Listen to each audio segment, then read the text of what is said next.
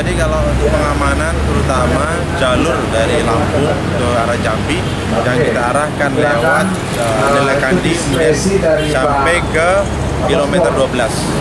Kita sudah tempatkan ada beberapa pos, diantaranya ada pos pelayanan di Kermasan, Kertapati, kemudian ada pos pengamanan di Gandus, dan juga ada pos terpadu yang kita terapkan di kilometer 12. Pak, untuk pos-pos itu nanti ada rest area lah Pak?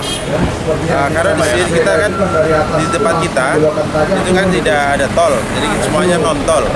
Jadi kita tempatkan tempat pelayanan saja. Jadi kalau rest area kan tidak ada. Tapi untuk antisipasi di non tol itu kita sudah tempatkan pos pelayanan. Ada dua, yaitu pos pelayanan di Kertapati, Kermasan, dan juga yang kedua di Air Mancur.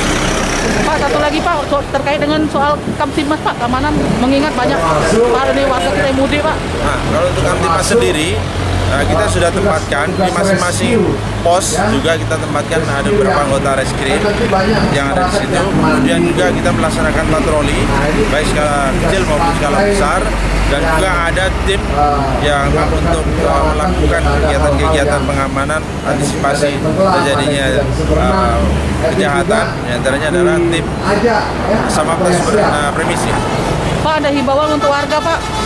Himbauan untuk warga hati-hati dan waspada dalam melaksanakan mudik. Tentunya tunjukkan kesederhanaan, jangan membawa barang yang berlebihan. Terima kasih Bapak.